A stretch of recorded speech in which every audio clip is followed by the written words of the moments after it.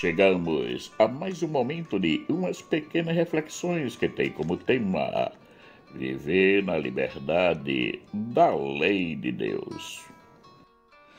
Porque o mandamento é lâmpada e a lei é luz, e as repreensões da correção são o caminho da vida.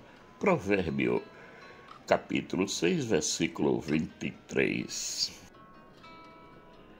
Antes de Deus dar os 10 mandamentos ao povo de Israel, Moisés procurou prepará-los, dizendo: Ouve, ó Israel, as leis e os preceitos que hoje proclamo aos teus ouvidos, aprendei-os e praticai-os cuidadosamente.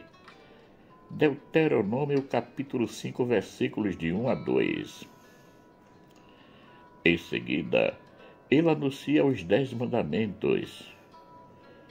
Então Deus pronunciou todas estas palavras: Eu sou o Senhor teu Deus, que te fez sair do Egito, da casa da servidão. Não terás outros deuses diante de minha face. Eu sou o Senhor teu Deus, um Deus zeloso, que vingo a iniquidade dos pais, dos filhos, dos netos e nos bisnetos daqueles que me odeiam. Mas uso de misericórdia até a 1000ª geração com aqueles que me amam e guardam os meus mandamentos. Êxodo, capítulo 20, versículos 2 a 6. A primeira coisa que Deus quis, antes de dar os 10 mandamentos, foi afirmar sua soberania sobre o povo de Israel, que ele escolheu como seu. Ao dar as leis e as normas, ele quis orientar o seu povo no caminho que leva à verdadeira vida.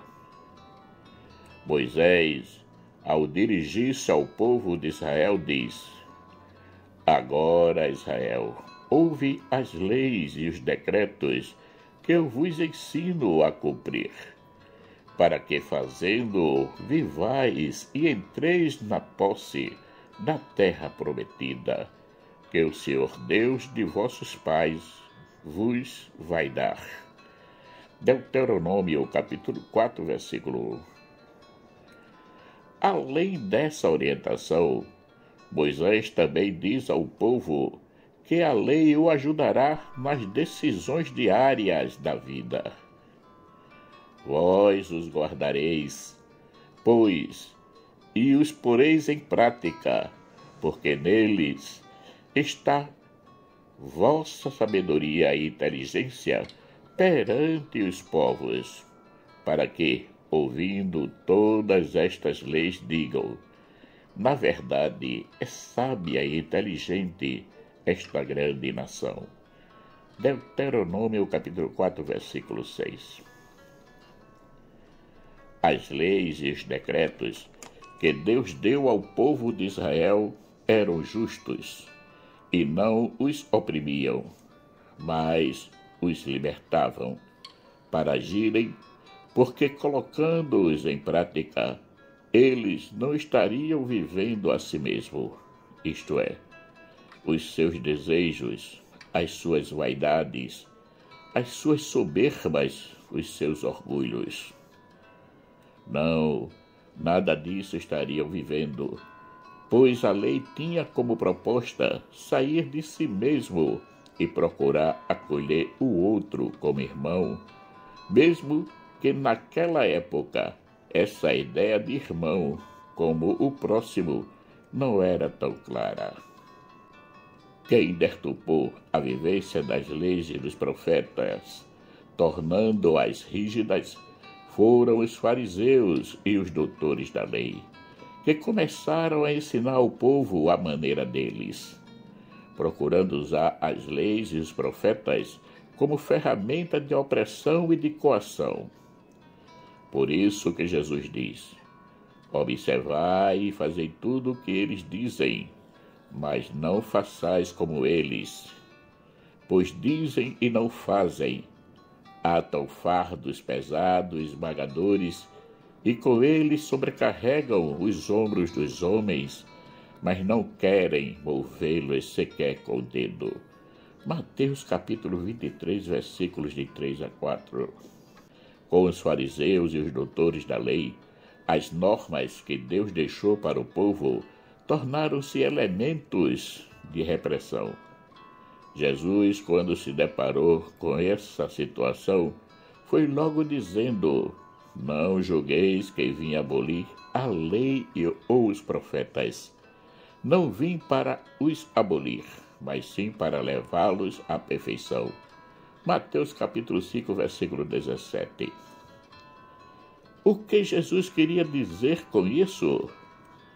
Em primeiro lugar, que tudo aquilo que foi construído durante a caminhada do povo de Israel seria mantido, seria aproveitado. A única coisa que Jesus faria era colocar ordem na casa, coisa que os fariseus e os doutores da lei não estavam fazendo. Apenas se preocupavam de explorar o povo. Em segundo lugar, Jesus colocou-se como exemplo na vivência da lei. Não só isso, mas procurou também mostrar ao povo de Israel que ele não iria explorá-los. Vinde a mim todos os que estáis cansados e oprimidos, e eu vos aliviarei. Tomai sobre vós o meu jugo, e aprendei de mim, que sou manso e humilde de coração, e encontrareis descanso para as vossas almas. Mateus capítulo 11, versículos de 28 e 29. Com Jesus, as leis e os profetas voltaram às suas origens, isto é, voltaram a ser luz para a vida de todo o povo de Israel e nossa, nos dias de hoje. Também voltaram a tornar o povo livre das amarras das prescrições. A vivência das leis e dos profetas deve ser realizada na liberdade, porque foi para isso que Deus nos deu, para agirmos livremente, sem que nada nos oprima. Jesus é bem claro quando nos diz que as normas não devem nos escravizar, mas devem ser nós os senhores das normas. O sábado foi feito para o homem e não o homem para o sábado. Marcos capítulo 2, versículo 27. Com isso, Jesus nos chama à responsabilidade em responder livremente ao amor e à misericórdia de Deus. Com Jesus, as leis e os profetas atingem a sua plenitude, porque ele ensina ao povo como viver essas normas, não mais sobre o jugo dos fariseus e doutores da lei, mas sobre a sua orientação, que procura fazer de cada um o protagonista da sua própria vida. Sendo assim, cada um diante de Deus e do irmão viverá, segundo a própria consciência, as orientações recebidas do Senhor, que nos ama imensamente. O centro das leis e dos profetas é o amor. Por isso que Jesus, ao responder sobre o maior dos mandamentos, disse: E Jesus disse-lhe: amarás o Senhor teu Deus de todo o teu coração, e de toda a tua alma, e de todo o teu espírito. Este é o primeiro e grande mandamento. E o segundo, semelhante a este, é: amarás o teu próximo como a ti mesmo. Mateus capítulo 22, versículo 37 a 39. Então, a vivência da lei e dos profetas está no amor, e o amor liberta. Logo, nunca deveremos cumprir os preceitos de Deus com medo, mas com coragem e amor. Jesus tem uma pedagogia sem igual. ele pega os 10 mandamentos e as centenas de preceitos que existiam na época e os resume em 2: amar a Deus e ao irmão, ambos com uma única mola mestra, o amor. Pois é, quem ama tem Deus como seu tudo. Quem ama não usa o nome de Deus de qualquer jeito. Quem ama respeita o dia de preceito do Senhor, que para muitos cristãos é o domingo. Logo, tratam de todos os domingos ir à missa ou ao culto. Quem ama tem respeito pelos pais. Quem ama não deseja o mal e a morte para ninguém.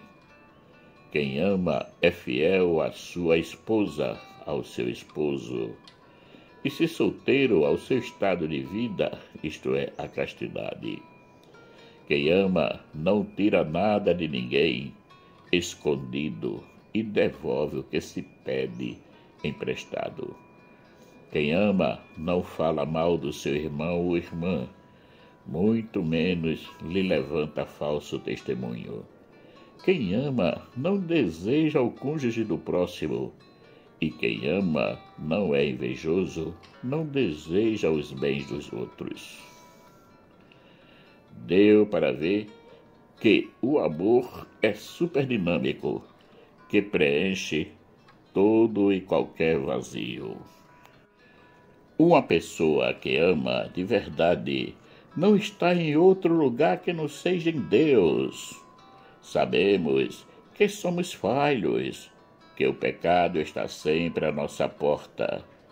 Mas Jesus já nos garantiu que nada poderá atrapalhar a nossa escolha de viver plenamente em Deus. Só tem um porém. Para que nada atrapalhe a nossa escolha de Deus, é preciso que estejamos abertos às ações do Espírito Santo, que diariamente vem ao nosso encontro, nos propondo algo de novo, para nos mantermos renovados na caminhada rumo à meta. Cada dia é um dia e não se repete. Devemos estar atentos ao que Jesus nos pede a cada momento presente. Não é tão difícil assim de identificar qual é a vontade de Deus naquele determinado momento, pois se estivermos no amor, logo a identificaremos. Mas se estivermos presos nos nossos pensamentos, até que venha aparecer uma brechinha ao amor, a coisa vai demorar muito, e aí perderemos a oportunidade de nos renovarmos. Por isso, ao acordarmos, entreguemos logo a nossa vida a Ele e lhe peçamos a graça de vivermos no amor, que o nosso coração esteja pronto para doar-se a quem quer que seja, isto é, ao irmão que possa amar no momento presente.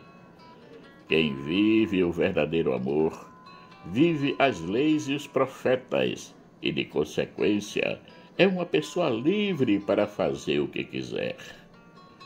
Amas e fazes aquilo que quiseres, assim nos disse Santo Agostinho. Marcos Laurentino. Caríssimos e caríssimas, chegamos ao final de mais um momento de umas pequenas reflexões que teve como tema viver na liberdade da lei de Deus. Aproveito para agradecer esse momento a todos aqueles que já se inscreveram no canal e peço para que compartilhem, ajudando-nos a atingir mais e mais pessoas. Peço também àqueles que ainda não se inscreveram que se inscrevam e deixem o seu joinha, assim nos ajuda a manter o canal ativo, pronto para receber mais e mais reflexões. Que o nosso Pai Eterno, rico em bondade, misericórdia e amor, nos dê um excelente dia. Amém.